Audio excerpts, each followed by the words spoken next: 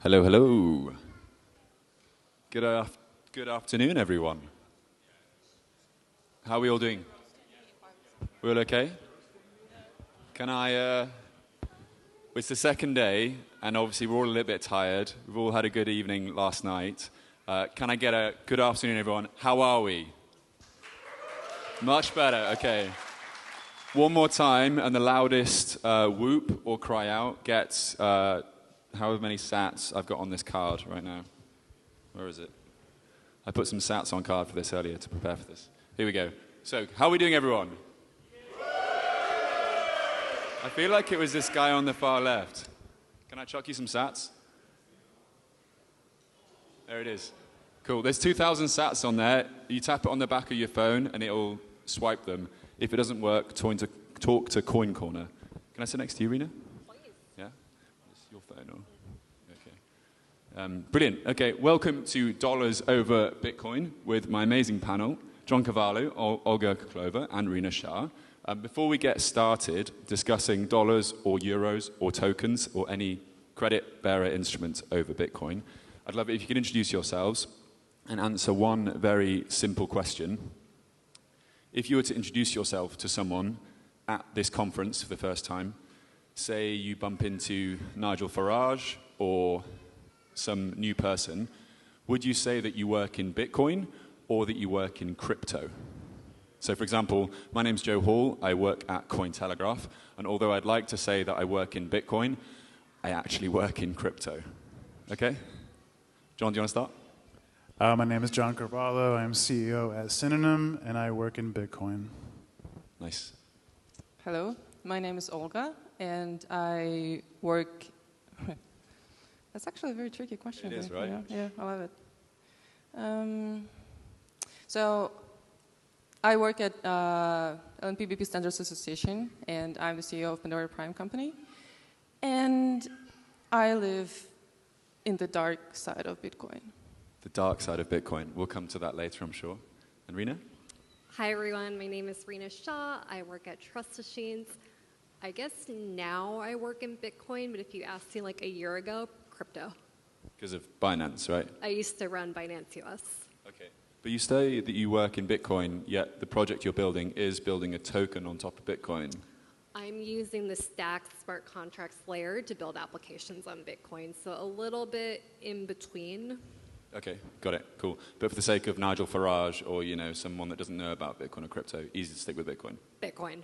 Got it, cool, got it. Glad we got that out of the way. Okay, firstly, I was hoping to build some agreement before we maybe disagree later. Do we all agree that dollars over Bitcoin, is it a good idea? Anything on top of Bitcoin, is it a good idea? Any credit bearer instrument, any token? Confused looks. Ladies first. Do you want to go first? Want me to go first? Sure. No, ladies first. I would say that remains to be proven that it's strictly, say, the best way to do it. I do think it is obviously proven to be useful today, where you see that there are billions of dollars of credit issued as blockchain tokens of some kind. So you can't really deny reality and say it's useless. But as to whether or not it's a good idea, I think that it's possible that better ideas will emerge. I do agree on that 100%. And I do understand that, for example, like what dollars do and what stablecoins do these days is also giving people reassurance and like making sure that their business can survive. What they bought yesterday will still cost the same thing tomorrow, and it gives them reassurance and enables them to operate in reality. While, unfortunately, but Bitcoin does not have those qualities, so having dollars or stablecoins or whatever on Bitcoin or not on Bitcoin is an inevitable need of humanity. So yeah. Great. So it's not good or bad. It's like a natural thing. Like it Okay. should be there, whether you like it or not. Like rain, I don't know, lake, whatever. Okay. Rena? I think dollars are an interesting concept. Like digital money should exist, whether it needs to be Bitcoin-backed or Bitcoin perhaps secured, unsure, but I do like the idea of having sound money. Bitcoin is like one example, but for quote-unquote digital dollars, I think you could probably use a different technology too. Okay, so is it a good thing to have dollars or another fiat-denominated currency over Bitcoin? Who controls it? That's my next question, damn it. Okay, so yeah, I guess it comes down to, yeah, if we are issuing these tokens or dollars, I mean, should we be clear here that we're talking about sort of issuing anything over Bitcoin? Because in Bitcoin's view, it doesn't really care, right, whether you're issuing the yen or a dollar over Bitcoin. Is that fair to say? Can we continue from that way? I like to frame it as credit. Credit. I think that if you just admit that all of the tokens that are actually useful are ones that are issued by some entity, that means that they're putting their reputation on the line and making some kind of promise for what the definition of that token is. That's just credit. So I think that's the actual useful form of a token. Brilliant. Let's proceed as follows then. Credit over Bitcoin. Let's do it. Great. Okay, cool. So if we are talking about issuing credit over Bitcoin, who do we trust with regards to the issuance of that credit? Who would like to start there? Olga, you're smiling away. It's just I answered this question during one of other panels before, and we had the debate with you, I think, actually it was. Because, so my point of view on the trust issue is not that, so I don't have actually the question of whether you need or should not trust someone. The thing here is, what would you do to protect yourself from being screwed up? That shifts the whole paradigm of looking at this question to a very different level. You do not actually need to think whether you must trust someone, an issuer or someone else, or not. It's a question, how can you protect yourself? What can you do? How can you protect yourself and prevent something bad from happening to you? How can you prevent yourself from being scammed? That's the point, and that's, I think, the point which is probably more important that people should address in our space. Not exactly the question of whether you should or should not trust anyone. Okay, and I guess it goes against that Bitcoin ethos, right? Of don't trust, verify. Yeah, exactly. The thing here and the emphasis should not be only on the trust word, but also on the verify word, because it doesn't actually matter whether you need or need not to trust anyone. You must have the ability to verify, and that's probably one of the underestimated, I think, ideas in the space, actually, because we don't talk about this much. Okay, John. So I think the question is, as you remember from our last conversation, I do think it is the most important question. It's not the only factor, but I think who do you trust is a good way to put it, because no matter which design you choose, stable coins, DeFi, automatic market making, stable channels, any construction that you can create, there's going to be somebody in that construction that has to represent, taking something that's in the physical world and representing it digitally. And that could be an oracle, it could be an asset issuer, it could be different roles. But there's always at least one, because there's no atomic way to take something from the physical world and make it digital. It's represented in the abstract. And so there's always someone you trust. And that's why that's one of the most important questions, to say, who do you trust? Because you're going to trust someone. And so if you're going to use credit, that is one question that you can use to kind of simplify, and maybe some would argue oversimplify, which format to choose. And so, for example, if you want to use stablecoins, who do you trust? Well, you have to trust the issuer. So say, for example, if it's Tether, you have to trust Tether as an issuer and their reputation for redeeming Tethers. You have to trust whatever blockchain they've chosen to issue on. And now that may not be trusting a who so much as a what, but that's still part of the equation.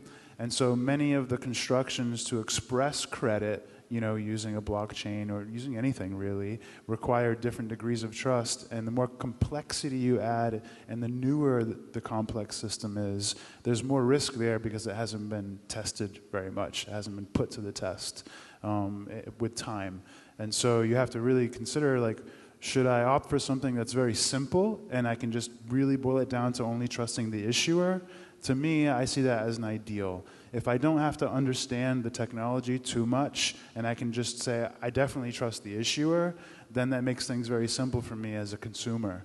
As a builder or something like this, you may have other considerations, because you might be able to make a great user experience out of something complex and still get it working. But in the end, it really is who do you trust, and you can't avoid that factor. And I think that should be something even builders consider is, if in the end I have to trust someone and I have to express that to the end user, what's the most practical way for me to do this without, jumping through too many hoops? Okay, and inevitably overextending yourself and making those issues or those holes which can then be exploited or, yeah.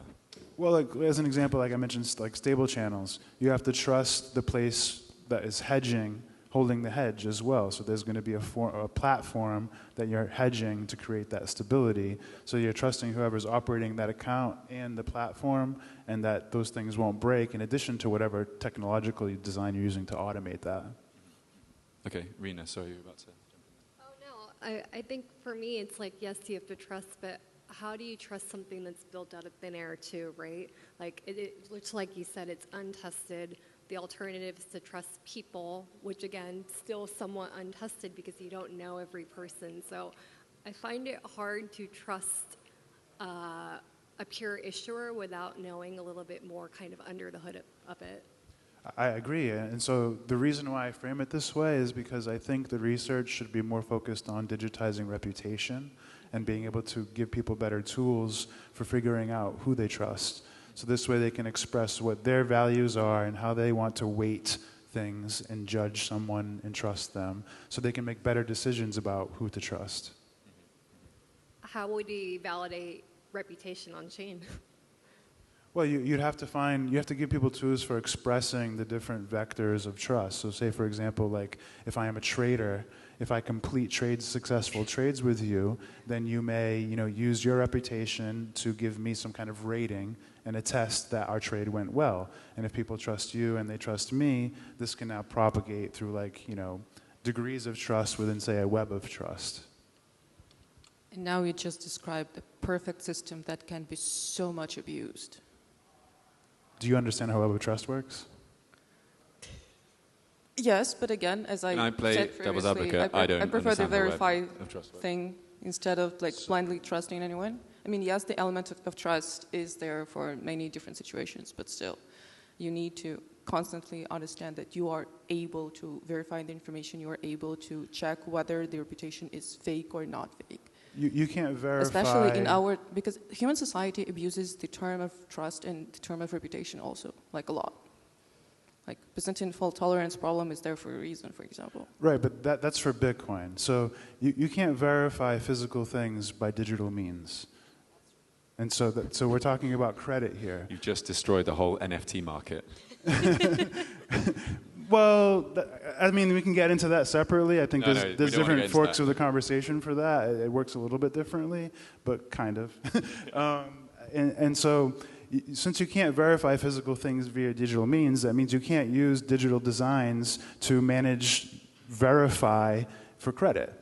You need some way to now incorporate trust into your design. And so if you can find a way to express it, in granular ways digitally through reputation systems and mutual reputation systems and establish relative, reputations to the thing you're doing, then you can maybe get there. It's a very deep problem, and it has not really actually been solved. It's a lot to do with semantics and schemas, et cetera, and it's very hard to popularize a schema in this way. But I do think it is worth the research to try to find ways to express it. And so, Byzantine, the Byzantine generals problem and stuff, yes, I do think that was relatively solved by Bitcoin. But Bitcoin is totally abstracted value. It is it's accounts in a blockchain with scores and a method for transferring scores to other accounts that has integrity. But it's all abstracted. You don't know that you're going to get something for your Bitcoin unless the peer you're transacting with gives it to you. It's a subjective value thing, like all value, and because it's so abstracted. Whereas credit is leveraging trust, which is something that's very useful and convenient. Two people that can trust each other can accomplish more than one person alone.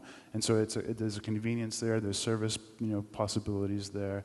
And so I think that that's what we're trying to talk about, is saying Bitcoin is for abstract money, but trust is something that you can use to establish credit systems. Okay. And how far are we from seeing the implementation of, I know we've got Galloy Money, shout out to them with their synthetic dollars and stable sats, for example, but that wasn't really a dollar creation. That was like Lightning, using the Lightning Network to hedge against dollars, if I try to explain it right now. How close are we to seeing actual currencies issued on Bitcoin and therefore the Lightning Network? You know, if I was El Salvador right now, wouldn't I be looking at Bitcoin and thinking, okay, El Salvador hasn't had a currency, a proper, government-issued currency, a fiat currency for 20 years now. Why don't we issue our own that works on Bitcoin? Wouldn't that be a great credit-bearer instrument? Well, when it comes to El Salvador, the answer is very simple, because Bukele. Because Bukele, yeah. How do you do this, They Bukele? They wouldn't with Bukele How in can power, they stop sure. you from doing that, Bukele? That's very simple. Yeah, but say the Central African Republic then, as they don't have a Bukele in power over there. What's to stop them from issuing their own fiat currency on top of Bitcoin as this credit? Well, there's nothing to stop them. I would say El Salvador has a great opportunity to just skip that. I don't think that they necessarily will. Government, issuing a fiat is a very tempting thing and difficult to avoid, and they do have, money that they use there. And so I think that there's a lot of dollar use there, if I remember correctly. But in the end, they could issue their own currency.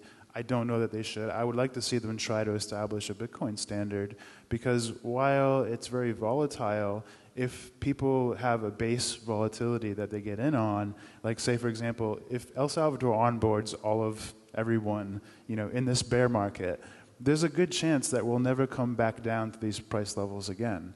And so there'll be an elevated economy, and as long as people can withstand volatility in that sense, in the sense that they're only holding Bitcoin long term that they can afford to save, and in using money they need to sell quickly as far as short-term costs, their current debt obligations. This is where credit comes in. So you can use credit for your high tide preference money, and you can use Bitcoin for your savings. But yeah, I think that you mentioned one thing that was maybe inaccurate. The first dollars were issued on Bitcoin. The original Tether was issued on Omni, and the Omni layer does still exist today. It became much less popular once altcoins became more popular, and this had a lot to do with the scaling problems that Bitcoin had in 2017. But now that we have bigger blocks and SegWit and Lightning, those scaling problems have been relieved. So theoretically, we can think about bringing tokens and credit back to Bitcoin in various forms. But even that has not been proven at scale. To see how Lightning Network, to see how tokens behave when there's constantly full blocks, it might be a different story. The use case might not be as relevant at that point. We don't know for sure. Okay. I feel like there's still one infrastructure hurdle to be able to issue full dollars on Bitcoin.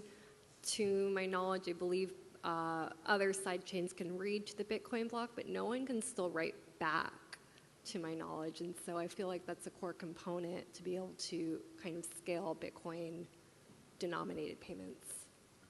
I don't know that either. I think it's like a RSK you can read. I think Stacks you can read, but no one has been able to write back or use that as a peg out. No, we're good. Sorry. Okay. What about the Ukrainian perspective? In light of the war, the invasion by Russia, to what extent has that brought into focus the need for dollars or stable coins, on Bitcoin? I know that Ukraine raised a huge amount of Bitcoin and Tether in the first 48 hours of the invasion. Well, they're still gathering that, and pretty successfully. Say again, sorry. They're still gathering the money, every single day. So probably addressing the previous question of yours, how and why would we, how would we issue any stable coins over Bitcoin or in any government or country or society, whatever. There are many answers to that. There are many technological layers that allow you to do that. And basically, it always depends on the trade-offs that you as a society, as a community need, you're willing to make. If you need censorship resistance, then issuing something on Bitcoin is your way to go. But if you're a small society, you trust everyone, and you actually do not need it to be censorship resistant, then you do not actually need Bitcoin. You can do it with whatever other technology there is, including Ethereum, blockchain, or not blockchain based even. As for Ukraine, Ukraine actually was one of the first countries who embraced Bitcoin's value proposition. I think it started in 2010 even, maybe even before, on the governmental level. Like, I know people who are running the biggest exchanges in Ukraine, for example, and I know that they started their businesses back in like 2010. And it was maybe not 10, maybe 12, but again, it was very early on. And it was, in Ukraine, the situation with Bitcoin and crypto overall, actually, it didn't start from the user level and going upwards to the governmental level. It actually started on the top level because there were problems, there were issues that people were facing. For example, Ukraine had been cut from the SEPA system for like a very long time. And when Bitcoin appeared, that was the only chance to make transaction between people from different countries happen, whether they would send transactions from Ukraine to Europe, to the States, anywhere, and backwards. So this is one of the reasons why in Ukraine the adoption of crypto, and especially Bitcoin, has been huge for many, many years. And right now, when you come to Ukraine and you say like Bitcoin or crypto, you don't see like, what is this? You don't see the faces of like, what excuse me, what, pardon me? You don't see that, because even grandmothers, like, you can go outside in the village, you can like talk to them, and they know what that is, simply because they know that they have, grandsons in France, for example, and they know that the grandson sends them money via Bitcoin like once per month or something. And they have no idea how that works. But it works for them simply in, I need money, I receive money, that's it. Isn't that amazing? But it's also awful the way in which events transpired to get to that level of adoption, right? Yeah, but Ukraine, again, has been one of the probably driving forces for adoption of Bitcoin over the past years. And it's amazing, also because, so Ukrainian banking, like classical banking, actually works better than most other bankings in the world, including the famous Swiss banking. I live in Switzerland, but I'm Ukrainian, believe me, I know that. Ukrainian banking right now works much better than Swiss banking. And there's war in Ukraine, like shelling 24/7 and stuff. This system in Ukraine, the financial systems, both crypto-based and fiat-based, for some reason, they are so robust that, for example, sometimes when I see the problems that people here are facing, like I have Bitcoins and I need to get 1K of cash, how can I do it? In Ukraine, that's not even a problem. And you don't get scammed. There's so many legal, official ways of how to do it, without KYC. KYC depends on your use case. There's nothing like that here in Europe even. I'm not even talking about the States, which is hilarious. Okay, and prior to this panel, we had the emerging markets panel on, talking about lots of experiences in Africa and Latin America. I mean, should we maybe look at the global perspective? Is there a greater need around the world for people to have dollars over Bitcoin than perhaps in Amsterdam or in Miami or even in the UK? Well, I think yes, because as we mentioned earlier, Bitcoin doesn't have some properties as a medium of exchange for people to use on a daily basis. And stablecoins or dollars over Bitcoin then can actually fulfill the niche and fulfill the need of the people to actually, like, for example, as I mentioned, like I have my business and my business is selling shirts, and I understand that I cannot operate on Bitcoin due to its volatility, simply because like yesterday I bought one shirt for $3, and tomorrow I understand that it would cost me either 15 or like 0. You cannot build business with that, unfortunately. And this is why dollars, stable coins over Bitcoin, over Lightning, it's something that everyone probably needs on the daily basis. It doesn't actually matter in which country, but it's something that should be there. I would say it's also complicated in that, yeah, I think that dollars are obviously more stable than say a highly inflationary local currency in some countries, and obviously it's more stable relatively than Bitcoin or any crypto. But the thing that I always keep thinking is, like, why are we teaching everybody how to use Bitcoin but not letting them have Bitcoins?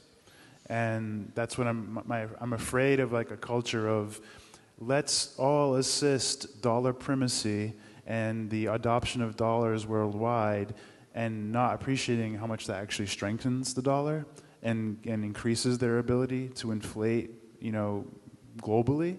Because, for the US, if you can inflate to people outside of the US, this is extremely valuable. It means that like local US citizens will feel less of the burden of inflation the more we promote dollars outside of the US. And so when we bring stable coins to South America or such in an increasing quantity of dollars than before, we're actually helping the dollar. And so I don't really want to see Bitcoiners become people that are like dollar pumpers and trying to help dollar stability, because that means that we're just teaching people how to use Bitcoin, but then making those people effectively sell their Bitcoins for some sort of stable construction. And that, like, Bitcoin is the thing that can pull them out of poverty if they have an ability to save. So we want their Bitcoin denominated in Bitcoin. Probably, in addition to inflation point, I can probably mention here in this context the issue of actually transferring dollars right now, like fiat dollars, is extremely regulated. It's even more regulated than crypto, Bitcoin, whatever. So actually dollars, like digital dollars, let me put it like this, like stable coins, whatever, they are so far, for many countries, the only way out, because people cannot open bank accounts, they cannot operate with like regular dollars.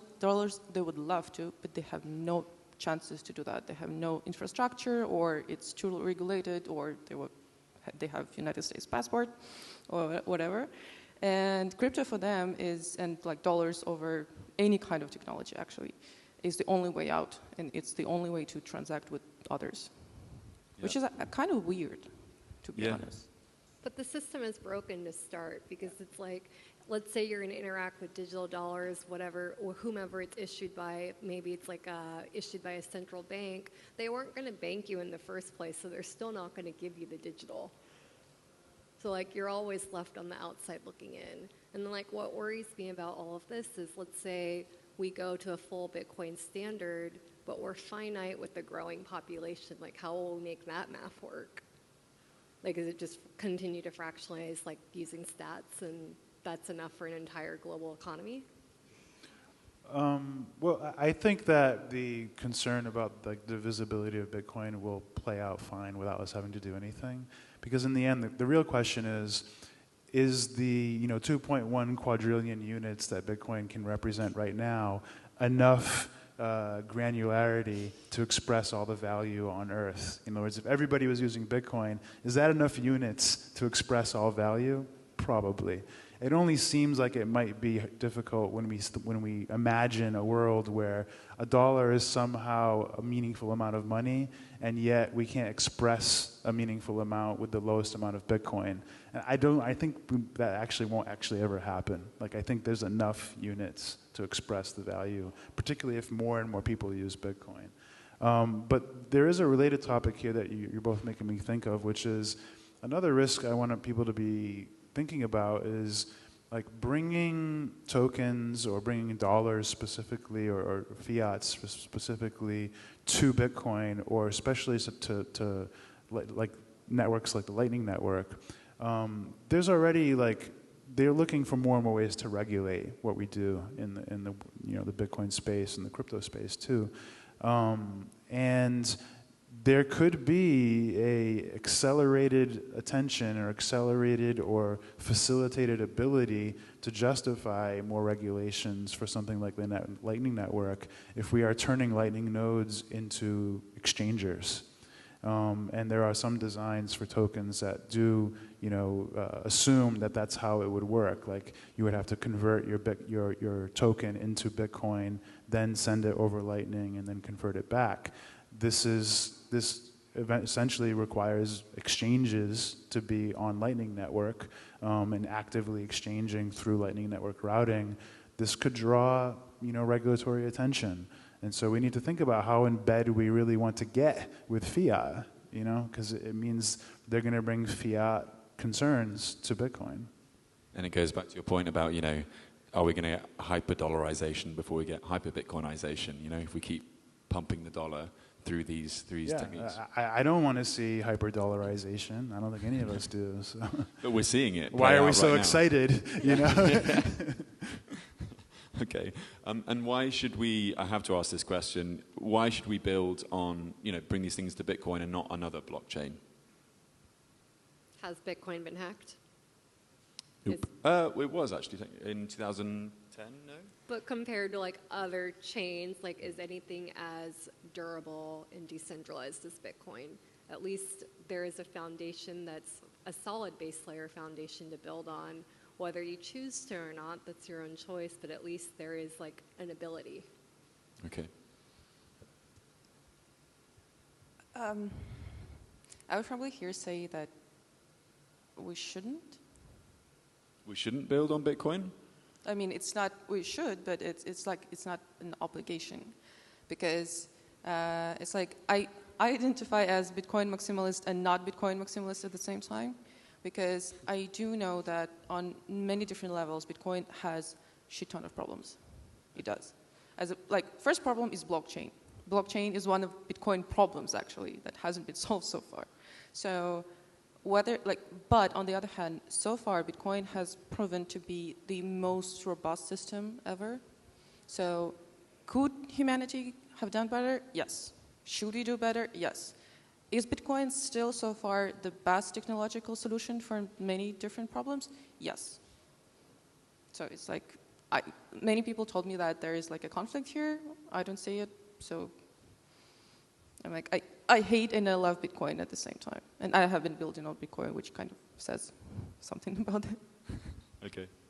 So I'll try to answer your question extremely objectively. I am a hardcore Bitcoiner. As far as blockchains go, all I care about is Bitcoin. But the topic of this is really related to the user. What's the problem the user is trying to solve? Now, if the user is only trying to, say, trust a creditor for 1 minute in order to send an amount of dollars, that is a very different risk management, problem than I'm trying to store my life savings in dollars and build my dollar quantity. These are two different use cases. Now, if I wanted to send you $10 of Tether and I happen to have $10 of Tron Tether or something, and I sent it to you and you immediately sold it on an exchange, your exposure to the Tron risk profile is extremely temporary and extremely small. And it's very close to zero, right? So if that's the cheapest way to accomplish that goal and you have all those conveniences set up in that moment, you can't really argue with that person to say they did something wrong. But there are some caveats there, why were you holding Tron Tether? For how long? Where did you get it? Which exchanges were you using that you had to trust that would support Tron? There's other considerations, but just objectively speaking, use the thing that solves your problem the best, and that's fine. As far as which blockchain to do this on, yeah, if you want the highest security, most reliability, least likelihood of risk from the technology, you certainly would want to use Bitcoin. But there's a trade-off there. Bitcoin having all those features makes it the most expensive to use. And so does your use case fit? If you're trying to send $10 and transaction fees are $2, is this the best format for you? And so the question becomes, which blockchain should you use? But really more importantly, is blockchain even the right format for this if the result is always the more popular blockchain gets, the higher your expense goes and less it scales. No matter which blockchain you use, that's the design of blockchain.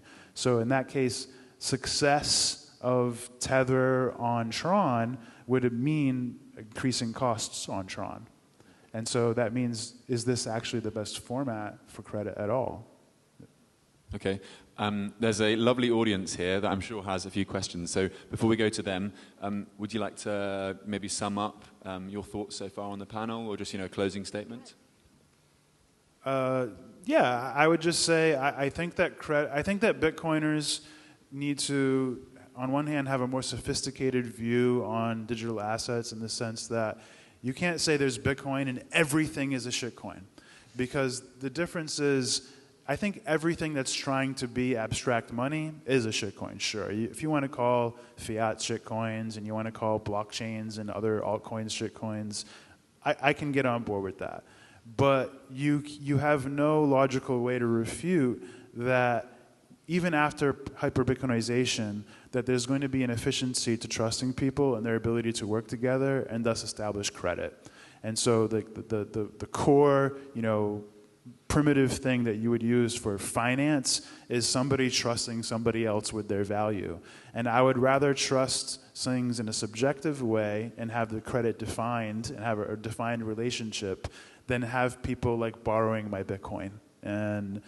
So I think it's going to be much more convenient to think of credit as a way of leveraging trusted, situations, and always recognizing that, multiple people trusting each other is going to provide efficiency, and that's something that Bitcoin is not for. Bitcoin is for not having to trust. So you use Bitcoin for your savings and credit for like mutual situations for establishing finance. So yeah, I would sum up, be open-minded about credit in that sense, that it is useful even in a Bitcoin world, but don't be necessarily thinking that we have to try to figure out putting it all on Bitcoin, and also be aware of the trade-offs for bringing, fiat concerns to Bitcoin. And again, like I mentioned earlier, be concerned with promoting dollars too hard, because that's not our goal. For sure. Thanks, John. I would probably sum up with asking our community and Bitcoin industry to please not make Bitcoin a religion, because there's so many talks about it, and like serious talks. There are a lot of like opinion leaders and a lot of people that are like, yeah, Bitcoin is a religion. Maybe it is becoming one, but it should not become one. Also, like first and foremost, because it is contradictory to the first principle of Bitcoin, which is don't trust, verify.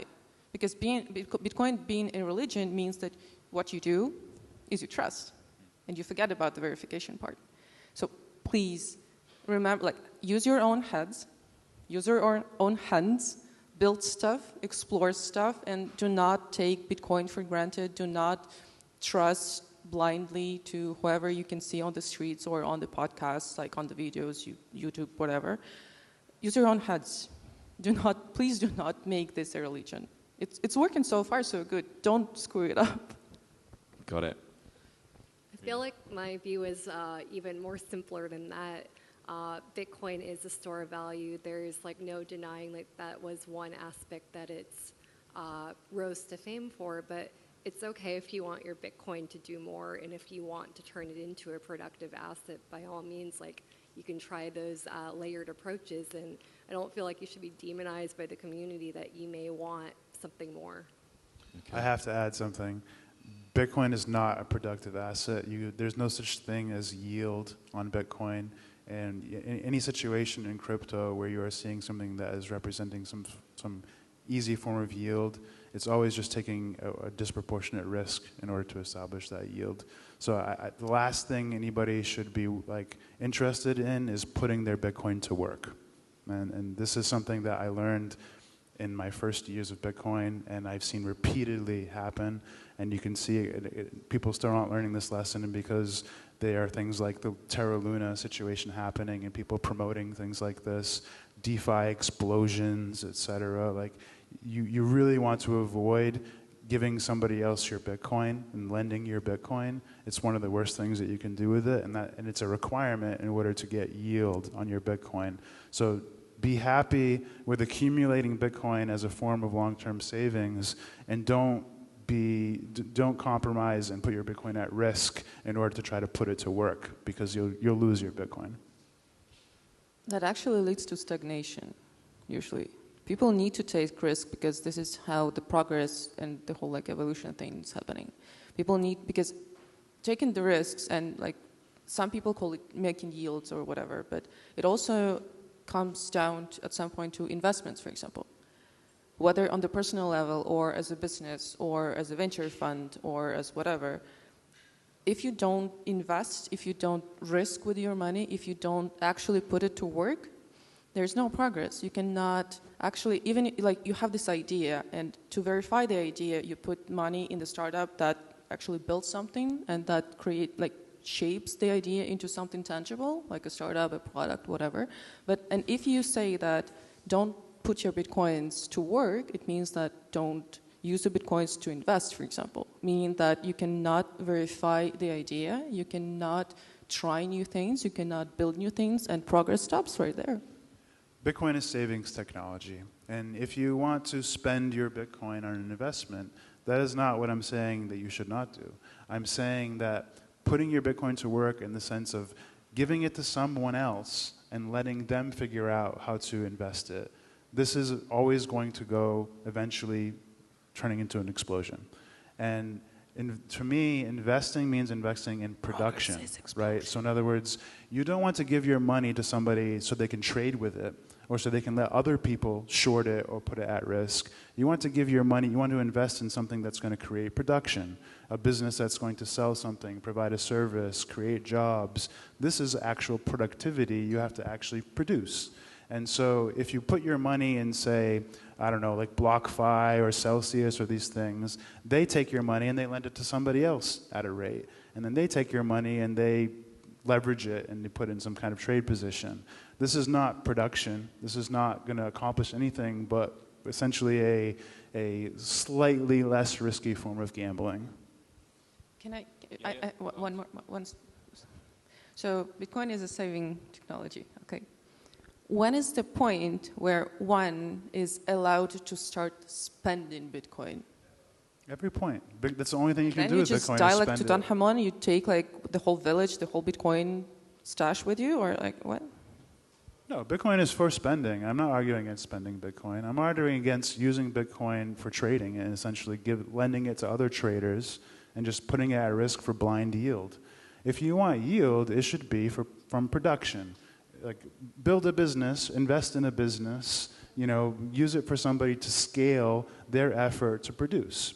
And if you use it for things like I just described, like these lending platforms, they're just lending to lenders who are leveraging, who are, putting your Bitcoin at risk into leverage trades or shorting and this kinds of things. That's not production, right? This is just pure speculation. Pure speculation is extremely risky. You want there to actually be something you're speculating on, the future, production, the growth. That's finance, in my opinion. Rena? Yeah, but no pain, no gain. Like, if you don't risk, you have nothing in return. You need to risk. Yes, you should. You can risk in a stupid way. You're overly abstracting my argument. I'm saying don't take risks. I never said that. I said don't take uncalculated risk. If you're going to risk your Bitcoin, make it something that will actually produce results. Don't give it to somebody else to gamble it. I think that's obviously fair. You don't have to lend out your Bitcoin or anything and that's not necessarily the productive asset of what I'm alluding to. I think what I'm stating is that, yes, you can use Bitcoin as savings or anything like that, but if you want to utilize it for something else, whether it is lending or yield, who cares? Or if you want to use it for buying things like NFTs, or if you want to use it to secure something else, by all means. But it's like your choice, but you shouldn't feel like you always have to hold it. I would never argue that how you spend your Bitcoin is not your choice. I would agree with that. Spend it however you want to. That's what it's for. Ideally, you spend it for the same or more value than you paid for it, and you're not taking a loss when you realize that value, ideally. And ideally, you're not spending it on something where you're going to lose it all and get nothing in return. That was the NFT bit, wasn't it? Okay. Yeah, sure. It wasn't meant to be directly about that, but sure, it does cover it, certainly. But investing in things that are of sentiment this is not usually going to go very well for you. You know, there are people in better positions than you. Like say with the NFT market, you have people that are, you know, using it for money laundering and using it to try to make the prices look higher than they are by self-buying and just trying to capture a few people that actually believe that they'll be able to realize that value in the future. There's a lot of traps there, and so I just think investing in productivity and production and business and commerce is much more interesting and useful to humans than gambling. Okay. Can I get a round of applause for the panelists just before we go to one question? John, Olga, and Rena have been great. Just to sum up, it's okay if you want your Bitcoin to do more. Let's not make Bitcoin a religion, from Olga. And John, not everything is a shitcoin. I've been told we have time for one very quick question. I'm really sorry to let you down there, guys. Does anyone have a really burning question for the panel? I can't see anything. No questions? You sure? The ticket was very expensive. You know, the guys are here right now. No, we're good? Okay, we're good. One more round of applause for the panel, please.